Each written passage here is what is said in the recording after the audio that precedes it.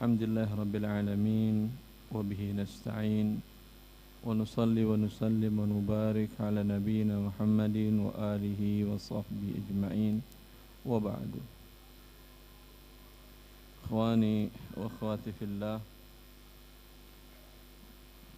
insyaallah sampai waktu Isya kita akan membahas tema al-ijarah al-muntahiyah bitamlik. Ini sebetulnya yang kita bahas ini adalah akad turunan. Kalau Anda cari di kitab literatur fikih para fuqaha mutaqaddimin, di kitab Imam Nawawi, atau di kitab Al-Mughni Ibnu Qudamah mazhab Hambali, atau di kitab Ibnu Abidin dalam Durrul Mukhtar dalam mazhab Hanafi, ini tidak akan Anda temukan akad ini. Yang Anda temukan paling akad ijarah saja. Tapi akad dengan rangkaian nama ijarah muntahiyah bitamlik ini baru. Ijarah bisa kita ketahui dan ada kita dapatkan di literatur di kitab-kitab fikih para ulama kita. Apa itu akad ijarah?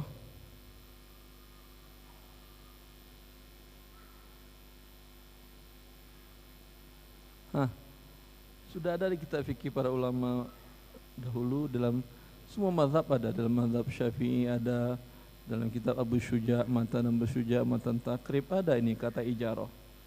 Ijarah adalah jual jasa. Istilahnya apa? Sewa menyewa. Itu ringkasnya. Kalau bay, jual beli barang. Jual beli barang ini saya kasih ke beliau, beliau ngasih kepada mungkin saya barang yang lain atau uang. Ini namanya jual beli baik. Ketika jasa, saya katakan umpamanya kepada beliau, tolong tuliskan saya satu halaman dari Al-Quran surah Al-Fatihah yang besar tulisannya, nanti saya berikan imbalannya ini. Ini yang saya beli dari dia barang atau jasa? Tinta yang saya beli dari dia.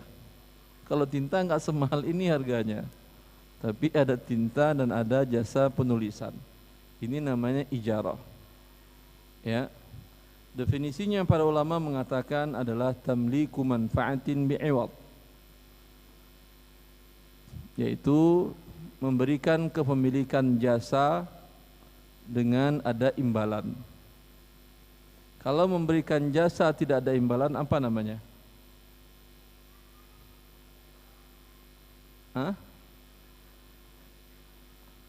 Teman ngangkat barang kelihatan berat, Anda bantu ngangkatin, Anda minta upahnya? Enggak kan ya? Perbuatan Anda ini apa namanya? Apa aja lah. Yang jelas Anda paham maksudnya kan ya? Masalah nama terserah antum kasih nama apa. Yang penting ini tidak ada imbalan. Tapi kalau ada imbalan harus ada akad sebelumnya. Enggak boleh Anda lihat orang di sebagian tradisi daerah ini tidak bagus. Lihat orang angkat barang, dia datang bantu-bantuin, setelah selesai dia minta fee-nya. Di awal kan tidak ada kesepakatan. Maka ini tidak boleh. Kecuali sebagaimana dijelaskan oleh para fuqaha, dia memang orang penjual jasa. Dia memang penjual jasa seperti tertulis umpamanya tenaga panggul, tenaga angkat umpamanya, dia datang kepada Anda berarti ada jasanya kan, ada imbalannya. Ketika dia memberikan jasa, hak Anda untuk mengatakan tidak. Atau kalau iya Anda katakan berapa upahnya. Karena dalam akad ijarah jual beli jasa imbalannya harus jelas. Kalau tidak termasuk jual beli jasa yang gharar yang diharamkan dalam hadis Nabi SAW bahwa beliau naha an bai'il gharar.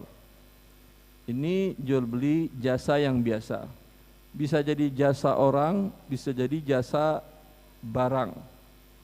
Seperti jasa menempati rumah, jasa memakai kendaraan, jasa menggunakan mesin produksi dan seterusnya. Ya. Fisik barangnya tidak milik Anda yang membeli. Yang menjadi milik Anda hanyalah jasa dari barang tersebut. Bisa dipahami? Anda menyewa ruko selama 2 tahun. Apakah ruko milik Anda setelah 2 tahun? Tidak. Tetapi jasanya milik Anda atau bukan? Milik Anda atau bukan jasanya selama 2 tahun? Iya, milik Anda jasanya selama 2 tahun. Ya. Ada imbalan atau gratis? Kalau ada imbalan, ijarah nama akadnya. Kalau tidak ada imbalan berarti dia tabarru' atau memberikan cuma-cuma atau memberikan hadiah jasa kepada Anda. Jelas ini? Ini ijarah yang biasa. Adapun yang ditulis di sini al-muntahiyah bitamlik, artinya al-muntahiyah itu berakhir. Bitamlik menjadi milik penyewa. Akadnya sewa kemudian berakhir dengan barang yang disewanya bukan milik dia jasanya saja, tetapi juga barangnya menjadi milik yang menyewa. Paham ini? Jelas? Ini akad ini muncul setelah munculnya akad leasing yang berbentuk financing di Prancis pada tahun 1817, di mana salah seorang tokoh ekonom Prancis membuat akad ini. Leasing, tapi leasingnya menjadi milik si yang menyewa, bukan leasing biasa. Kenapa dia buat ini? Ini adalah turunan dari akad jual beli kredit. Kalau jual beli kredit, jual beli tidak tunai, pada saat transaksi seseorang membeli rumah dengan mencicil selama 5 tahun. Pada saat transaksi dia bayar DP-nya. Rumah menjadi milik siapa pada saat transaksi? Milik pembeli atau penjual? Hah? Penjual? Masih milik penjual? Iya.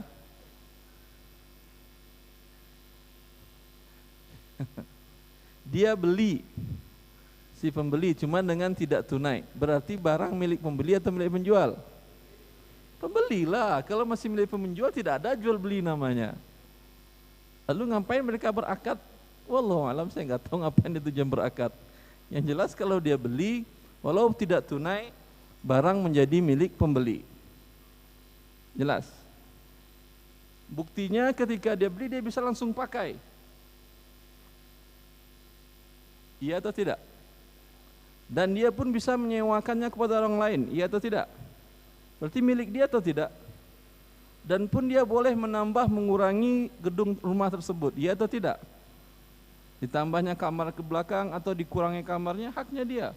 Berarti menjadi milik dia atau milik penjual? Milik pembeli. Milik penjual apa? Piutang. Piutang milik penjual. Piutang milik penjual. Dan dalam pencatatan di legal di Prancis, di Eropa juga begitu sama, karena mereka ikut dengan syariat Islam. Eropa itu mengerti akad-akad itu setelah Islam masuk ke sana. Banyak jenis akad yang diambil dari bahasa Arab. Di antaranya kata cek. Kata cek itu berasal dari bahasa Arab yang dikenal di masa sahabat sod. Sod, kaf, musyaddad, bertasydid, sok. Sok itu apa? Jamaknya sukuk kalau sekarang. Dulu di masa pemerintahan Umar bin Khattab, ketika Baitul Mal banyak hartanya, Umar memberikan kepada seluruh para sahabat Nabi SAW yang masih hidup biaya hidup per bulannya. Ya, biaya hidup per bulannya, dituliskan surat dia berhak mengambil sekian, dia punya ada hak mengambil sekian gandum, sekian gantang sok gandum, sekian daging, sekian kambing, sekian minyak samin dan seterusnya. Ini ada suratnya. Ya, namakan dengan sok, jamaknya sukuk. Ya, ketika masuk ke Prancis, Islam masuk ke Eropa, mereka namakan cek. Asalnya dari sok. Dalam pencatatan legalnya, ini juga milik pembeli dalam akad jual beli kredit. Ketika sudah menjadi milik pembeli, konsekuensinya apa ketika si pembeli yang berkewajiban membayar hutang kepada penjual?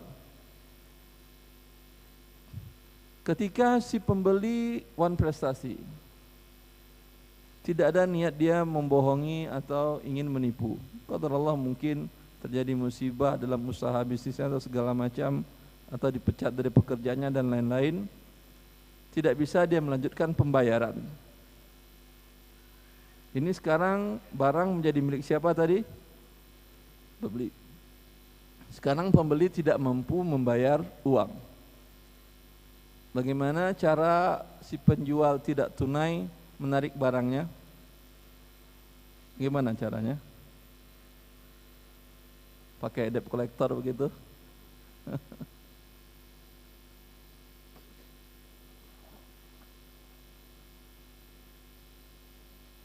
Kalau pakai debt collector itu ilegal. Kalau dia datang sendiri marah-marah, si pembeli tinggal manggil PRT dan satpam. Ini PRT orang marah-marah, dia saya sudah beli dari dia kok. Ini kan hak saya. Ya. Maka cuma satu jalan yang bisa dia lakukan kalau dalam waktu akad dia tidak membuatkan klausa bahwa pada saat si pembeli wan prestasi bahwa barang yang dijual, objek barang dijual, dijualkan ke pihak lain dan hasil penjualannya menutup piutang kepada penjual pertama. Tapi bila klausa ini tidak dibuatkan dalam akad, apalagi kalau tidak dituliskan, tentu si penjual tidak bisa berbuat kecuali datang membawa permasalahannya ke pengadilan. Jelas? Kalau urusannya ke pengadilan makin repot atau makin gampang? Hah? Tergantung pengadilannya. Tergantung pengadilannya di mana. Ya, umumnya repot. Umumnya repot, kecuali di sebagian negara. Saya dulu punya teman waktu saya di Riyadh. Beliau ekspatriat di Telkom bekerja. Kemudian beliau berangkat ke Riyadh kerja di Saudi Telekom. Kemudian ada sedikit masalah dengan pihak tempat beliau bekerja di sana. Transaksi akadnya 2 tahun, baru 5 bulan beliau diputus sepihak akad kerjanya. Lalu dia datang kepada saya katakan, antum bahasa Inggrisnya lancar enggak? Lancar Ustaz. Kalau lancar datang aja ke mahkamah di kota Riyadh, alamatnya jelas dekat Diriyah, dekat pusat kota Riyadh. Datang sana, ajukan kasus, isi formulir, ajukan kasus antum. Setahu saya dalam pandangan fikih syariat bahwa Anda berhak, pihak yang menggaji Anda, pihak yang membeli jasa Anda, dia berkewajiban membayar sisa gaji Anda 1,5 tahun lagi. Karena akadnya 2 tahun. Sepihak diberhentikan oleh perusahaan tanpa ada alasan yang jelas. Maka perusahaan wajib membayar sisanya. Begitu secara pandangan fikih, karena akad ijarah adalah ikat yang lazim, mengikat. Al-muslimuna ala syurutihim, orang Islam itu harus memenuhi perjanjian dan pengikatannya. Dia putuskan sepihak, dia wajib mengganti sisanya. Dan sebaliknya juga, Anda menyewa rumah orang, gedung orang, ruko orang selama 1 tahun.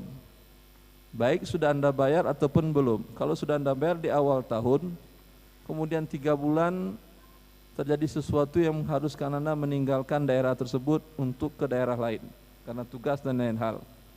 Ya. Tidak bisa sepihak Anda putuskan sewa kemudian Anda minta sisa yang 9 bulan, 3 bulan sudah dipakai tadi, minta sisa uang 9 bulan, tidak bisa. Karena akad sewa menyewa mengikat. Jelas? Maka dia datang ke pengadilan di Kota Riyadh, pengadilan mahkamah di sana, dan dia urus sampai disidangkan, alhamdulillah menang.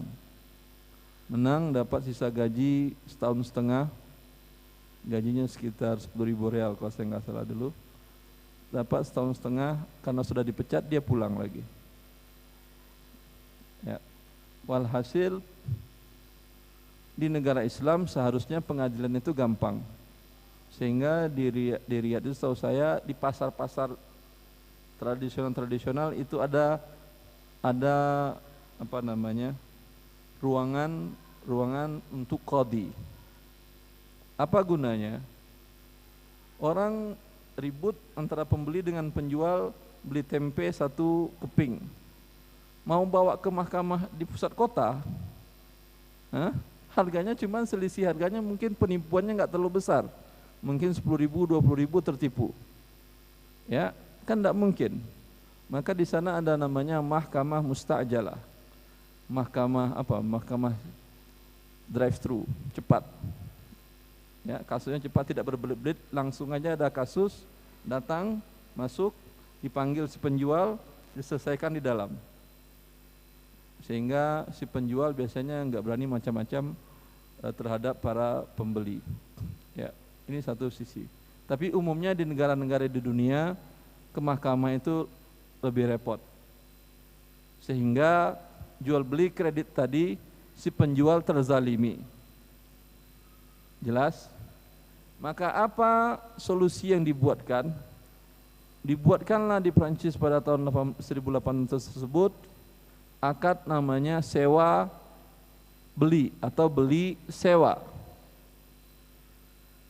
Ini tujuannya untuk mengamankan hak si penjual atau pembeli.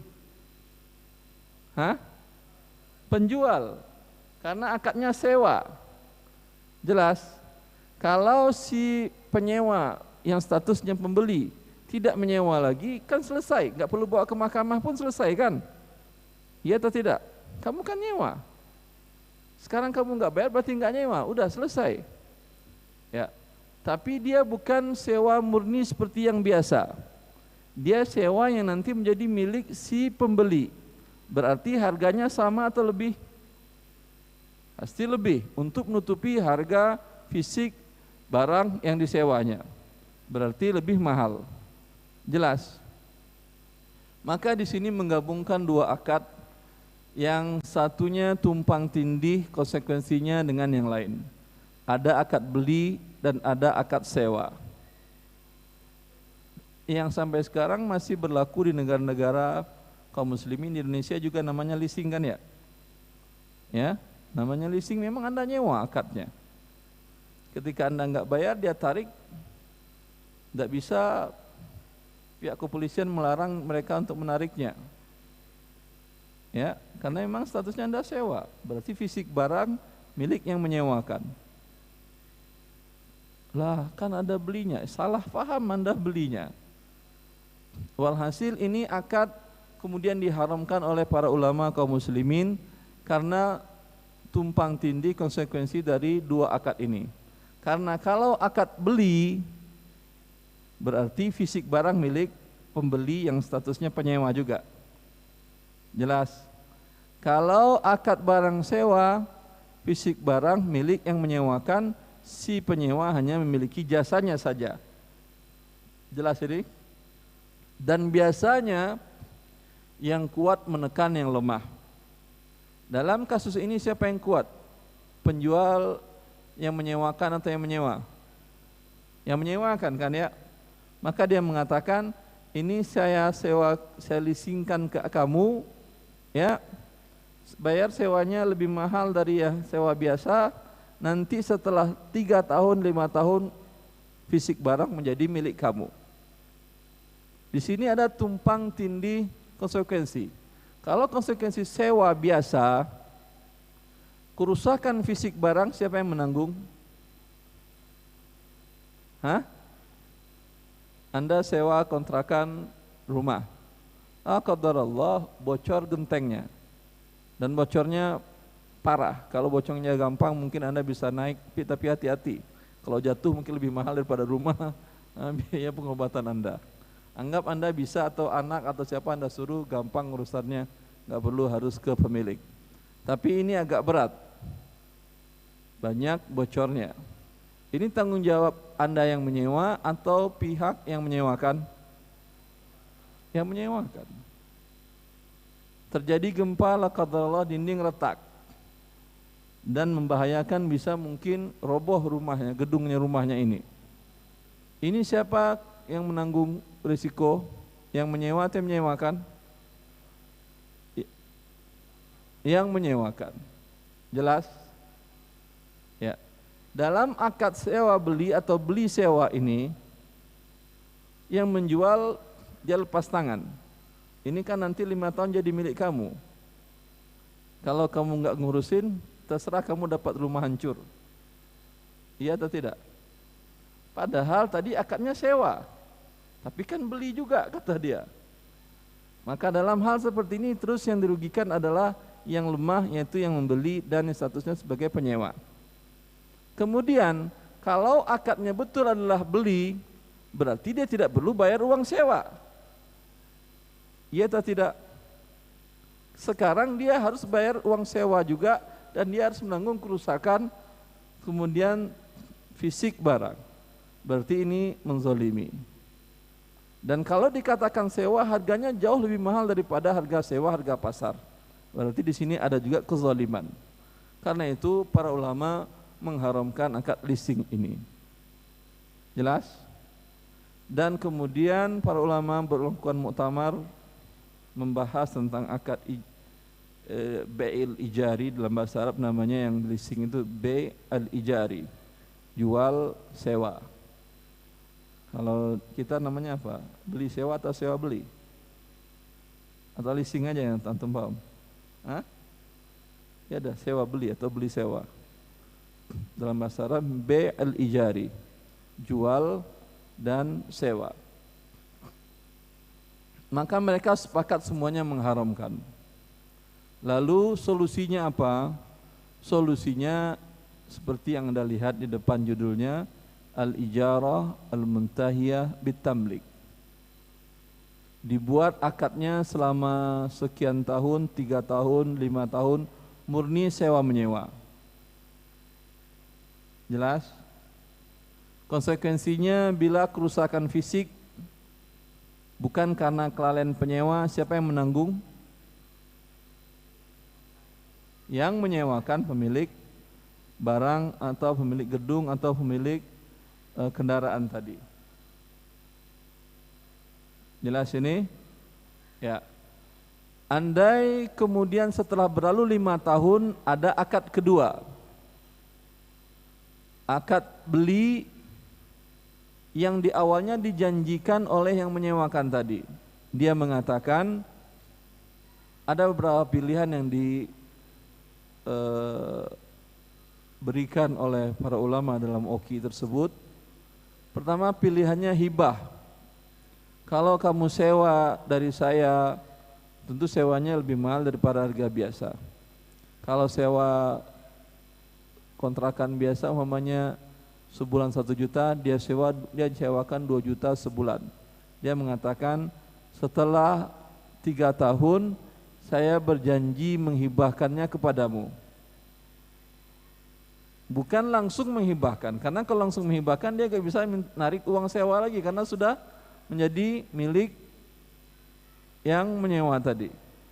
Nanti janjinya setelah 3 tahun kamu tidak pernah terlambat membayar uang sewa, saya berjanji menghibahkannya kepada kamu. 1. Pilihan kedua adalah andai selama 3 tahun atau sekian tahun engkau menyewa tidak pernah terlambat, saya akan jual kepadamu gedung ini atau barang ini dengan harga 20% secara harga simbolis saja, dinamakan dengan syi'r ramzi. Dengan harga simbolis umpamanya 20% dari harga fisik saat itu.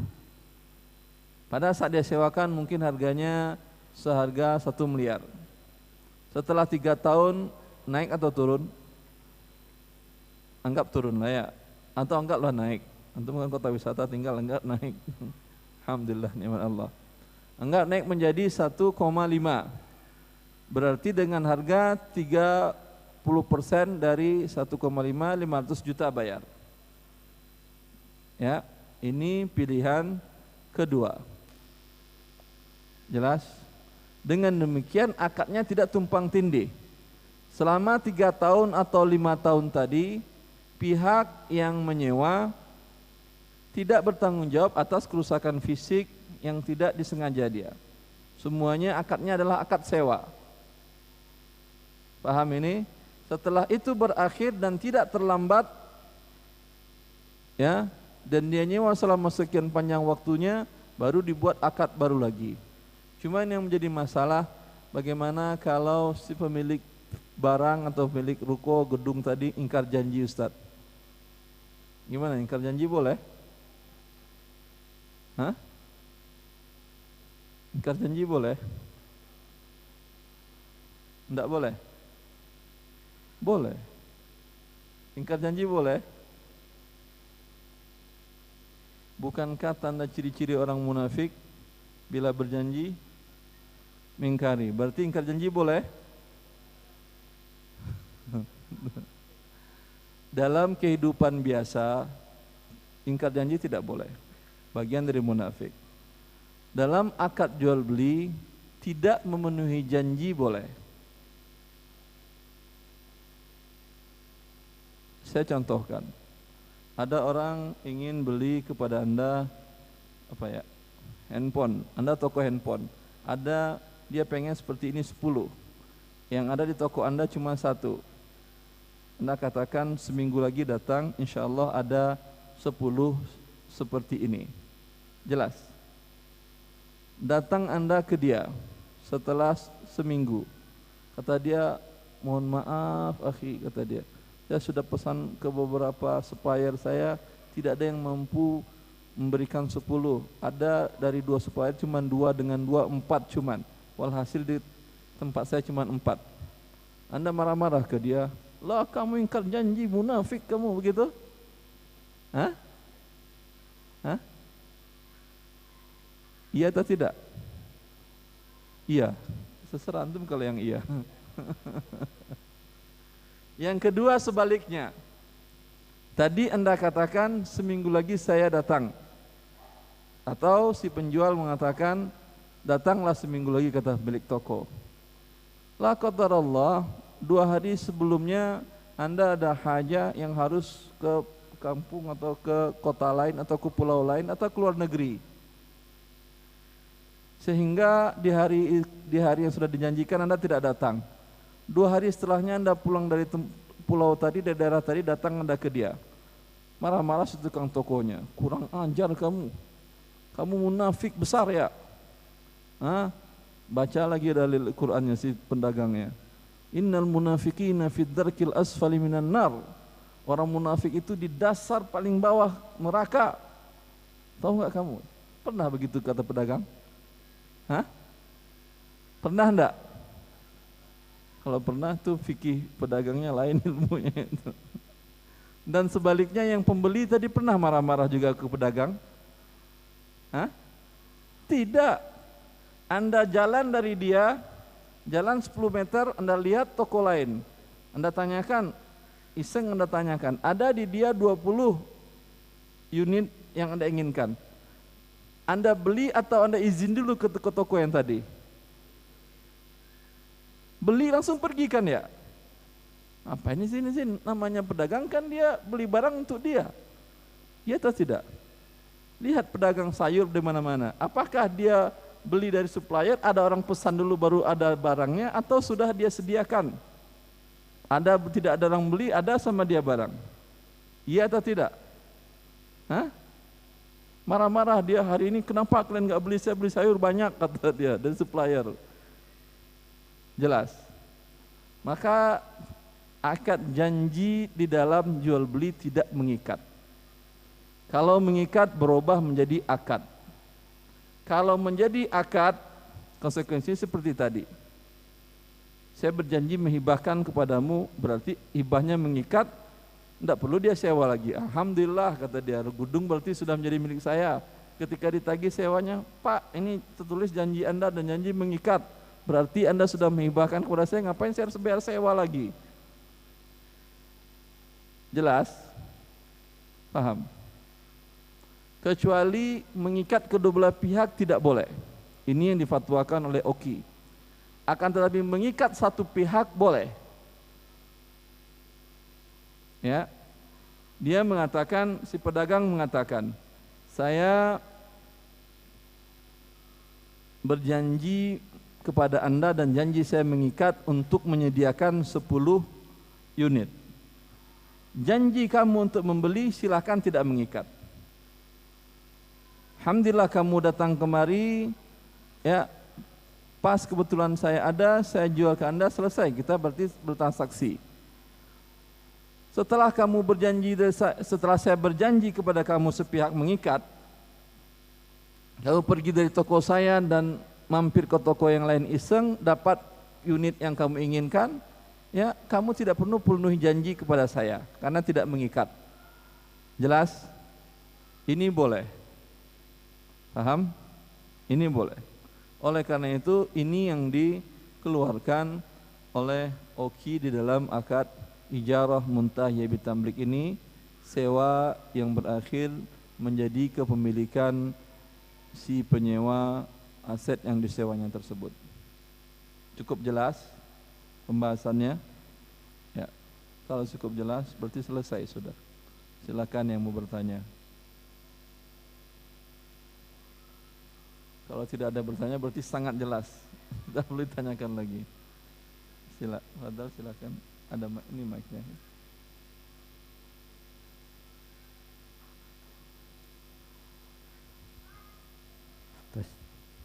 Assalamualaikum warahmatullahi wabarakatuh. Assalamualaikum warahmatullahi wabarakatuh. Ustaz, terkait jual beli rumah dengan ya. akad istisna. Istisna ini lain lagi ya, bukan pembahasan kita berarti ya.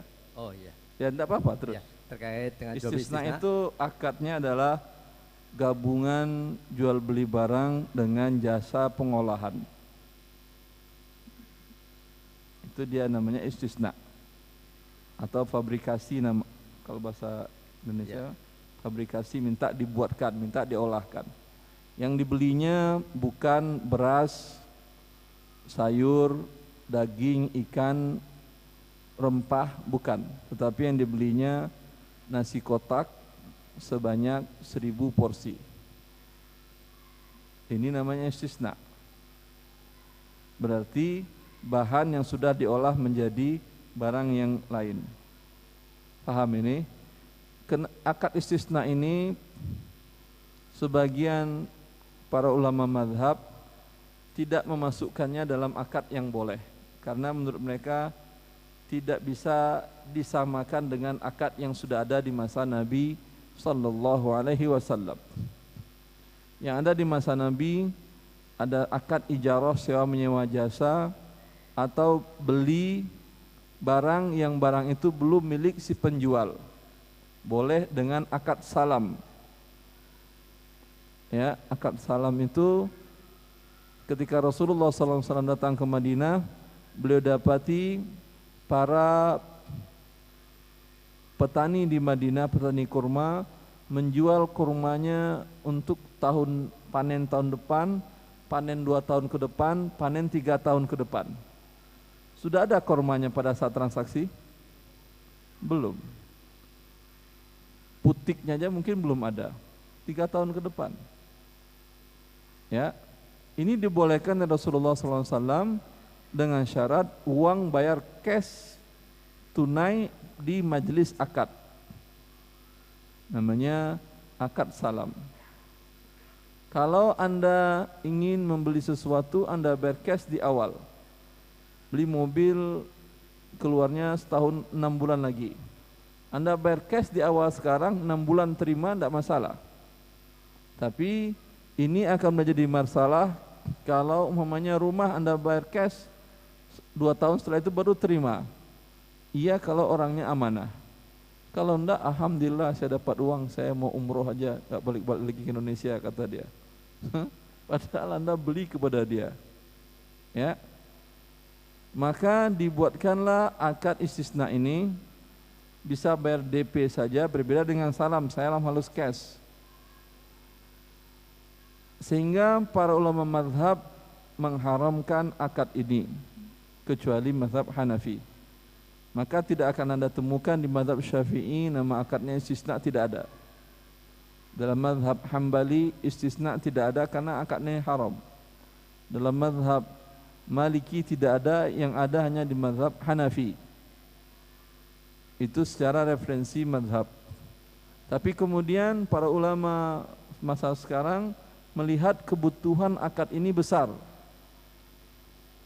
dan manfaat untuk kedua belah pihak sangat besar. Maka mereka menguatkan pendapat mazhab Hanafi ini karena hakikat dari akad istisna ini gabungan dari jual beli barang dan jasa pengolahan. Untuk jual beli jasa kan boleh dibayar DP dulu. Kalau dibayar cash di awal salam namanya. Ya, yang jasanya itu barangnya, bahan bakunya dari si pengolah. Kalau Anda beli rumah ke kontraktor dan dia buatkan, ini nama akadnya istisna. Ya, dimana bahan bakunya dari dia. Atau biasanya ada tukang nasi goreng, nasi dan rempah-rempahnya dan pengolahannya dari dia. Ini nama akadnya istisna. Tapi ada juga bentuknya nasinya dari Anda kan ya? Bang, nasinya boleh nggak dari saya? Boleh, kata dia. Ini akadnya ijarah, sewa jasa mengolah nasi menjadi nasi goreng. Terus ini namanya akad istisna, boleh. Ya. Setelah rumah jadi diserah terimakan. Rumah diserah terimakan. Ya. Apa perlu akad kedua untuk akad utang piutangnya, Ustaz? Istisnanya dia bayar setelah jadi pun belum lunas. Belum lunas.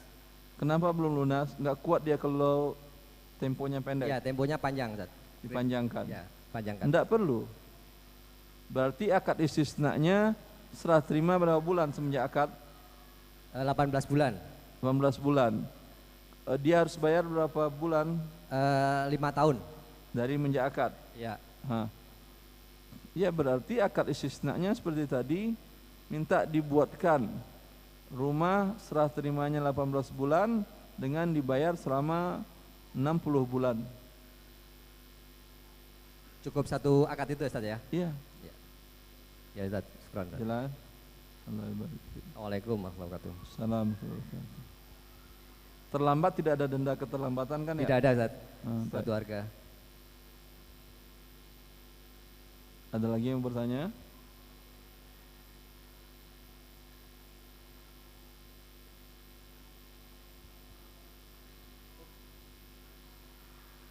Masya Allah.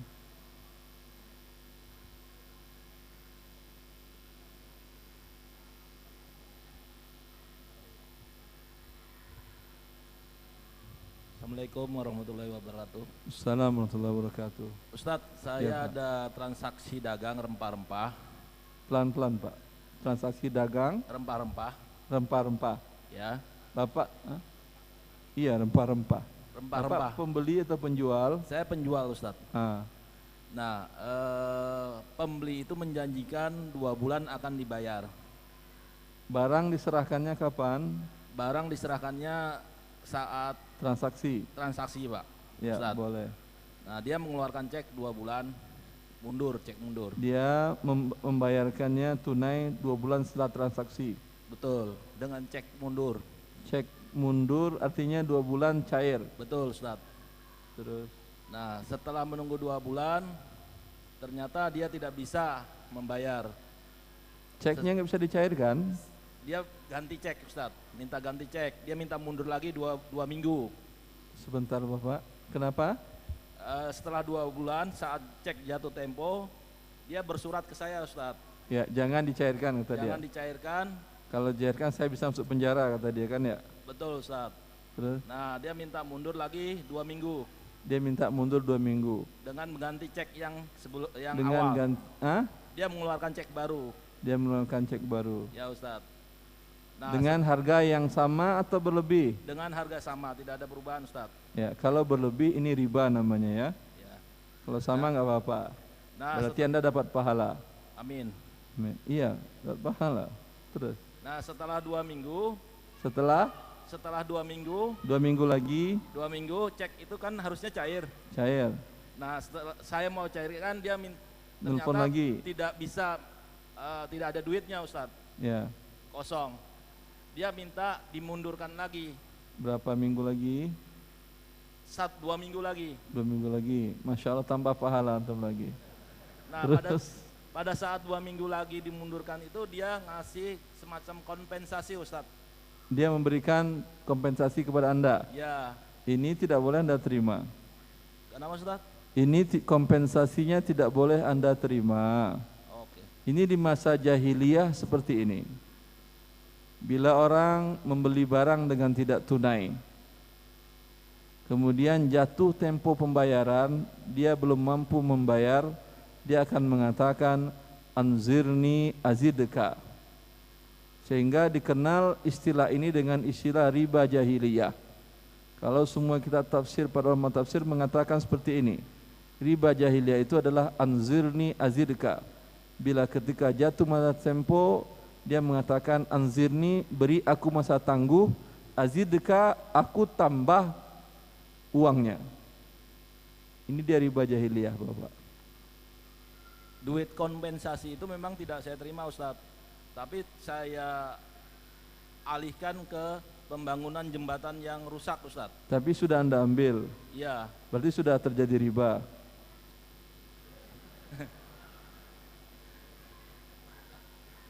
Saya sumbangkan ke jembatan. Iya, itu kan membersihkan riba kan ya, setelah terjadi kan ya. Iya atau tidak Bapak? Iya. Maka la qadarullah, seharusnya dari awal ya Anda katakan, udahlah, jangan kamu tawarkan riba ke saya, bayar saja utang kamu, selesai urusannya. Enggak, saya merasa enggak enak, saya merasa begini, kata dia. Udah, kalau kamu ingin enggak enak segala macam, sedekahkan aja kepada orang, uangnya niatkan untuk saya dan kamu. Kalau sedekah saya juga berat, kata dia, saya juga butuh uang, kata dia. Ya udah, jangan bayar sama sekali, karena itu riba. Kalau Anda terima, berarti riba sudah terjadi, lalu Anda ingin bersihkan. Mungkin pembersihannya diterima oleh Allah, mungkin juga tidak. Yang jelas ini terlanjur, bertobat kepada Allah dan jangan ulang kembali. Insyaallah Ustaz. Nah, selanjutnya Ustaz, ini kan artinya kita sudah mengotori diri, kemudian kita bersihkan. Ketika yang namanya membersihkan, bisakah kembali seperti awal? Wallahu alam. Yang jelas kalau baju putih Anda masukin ke comberan, nggak apa-apa kok, kata Anda kepada istri, nanti saya laundry. Betul di laundry, tapi di combernya udah 5 jam. Ya, masuk ke laundry, kembali seperti awal? Tidak. Maka ini yang dikhawatirkan. Sebaiknya jangan alasan banyak orang mengatakan kalau nggak pakai denda keterlambatan nanti sengaja terlambat dia Pak Ustadz. Banyak cara untuk membuat dia tidak terlambat, diantaranya ambil jaminan dari awal. Surat tanahnya atau rumahnya dia tidak bayar, lelang. Anda ambil hak Anda, sisanya berikan kepada dia. Azan sudah, cukup ya. Yang pertanyaan di kertas kita jawab bulan depan insyaallah taala. Subhanakallah bihamdika asyhadu an la ilaha illa anta. Assalamualaikum warahmatullahi wabarakatuh.